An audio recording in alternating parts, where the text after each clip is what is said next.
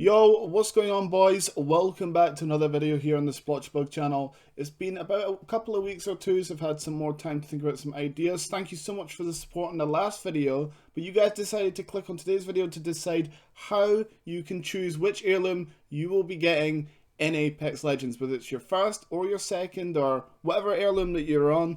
You've came on the video today to get a bit of insight on how you can go about choosing your next heirloom within Apex Legends. Now, for any of you boys who've watched the channel, who subscribed lately, or have been supporting over a long period of time, you know I've made a lot of heirloom guides as well as crafting material guides, a lot of heirloom centric focused content here on the channel. So I thought, what better video to make, especially with the recent success of my latest video that you guys seem to enjoyed, helping you guys decide which heirloom you guys should pick for your next heirloom in Apex Legends. So if you're new, please do leave a subscription, leave a like, and let me know in the comments which heirloom you'll be getting next after you're done watching today's video. So let's go into it today, boys.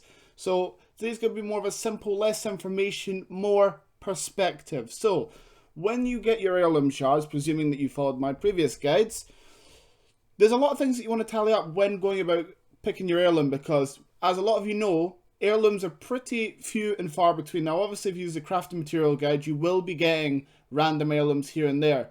But for the most part, when you get heirloom shards, you will have the decision or the choice to pick which heirloom you want, whether it's a skin, a universal heirloom, or a character-specific heirloom, or even a recolor. So, some of the things that you guys might want to consider, in my opinion, how I go about doing it was, first, who do you play often in the game? You have to kind of narrow your scope to who do you play. And if you play a lot of characters, then already straight away, maybe a universal heirloom might be something worth looking into. For me, I play a lot of Fuse, I play a lot of Caustic, I played a lot of Newcastle. So I had a decision to make. Did I want to get a universal heirloom for some of the characters that didn't have heirlooms in the game already? So someone like Maggie, for any of you guys that play Maggie, you know, the Cobalt is kind of a no-brainer, whilst there isn't an heirloom for Maggie in the game. So definitely just narrow down who do you play the most. That's going to give you a good starting point. The next thing I want to say is, which character are you best with? Now, obviously, when you have an heirloom, you want to enjoy the character. You want to be good with the character. You want to play with your character that has the heirloom. I can't tell you, I've got multiple heirlooms on my account. For example, Valkyrie and Rampart. They're nice heirlooms. I like both the heirlooms. However, I do not play the characters pretty much ever. I know Rampart is really strong right now, but I prefer playing Caustic. So, heirlooms like Ramparts and Valkyries just don't get used on my account. So, definitely whittle down who you think you're good with. Then, something that comes into that is, meta-wise, which character's always been good. For me, I got Bangalore's heirloom. I was using her when I was doing a little bit of scrims. I was using Bangalore's heirloom for ranked when I was taking ranked a lot more seriously.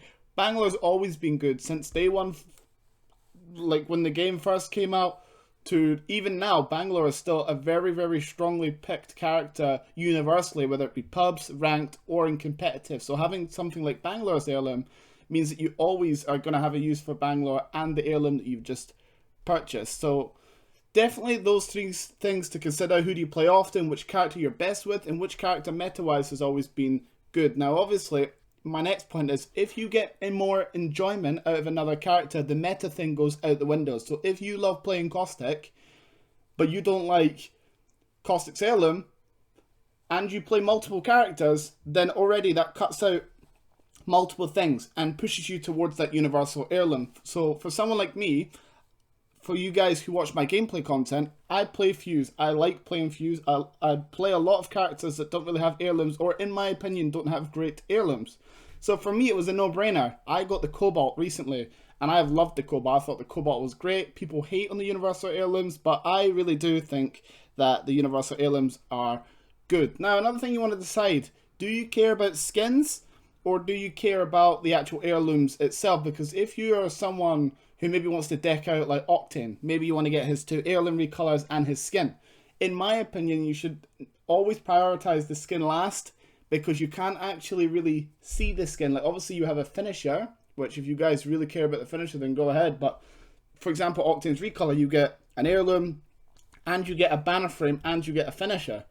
Like, what's not to like? So In my opinion, I don't think the heirloom skins should even be in the game. I don't think they're worth that money, that long of a wait for a skin. You guys can let me know in the comments what you guys think about that. So, last thing I want to say, is your character's heirloom any good? Like I said, for me, I don't think fuses or caustics were the best, so I decided to go with the cobalt. So, who do you play often? Which character are you best with? Who has always been solid meta-wise? And if you don't care about meta, who do you enjoy playing the most within the game? And then after, once you select your legend, you have to care, do you like banner pose? Do you like a frame? Do you like a finisher? Do you like a skin? And is the heirloom for said character any good? So hopefully today's video, a little bit less, more on information and more on perspective. Let me know, guys, what you think about that. Do you choose your heirloom based off skins, finishers, or do you just kind of have one that you eye up and you go for? Personally, I think the best bang for buck, especially if you don't have any heirlooms on your account, is to get the cobalt. So you have one heirloom for every character. Then your second heirloom you can choose and be a little bit more specific. But if you enjoyed today's video, please do leave a like and subscribe to the channel for more future content. There will be more heirloom based stuff.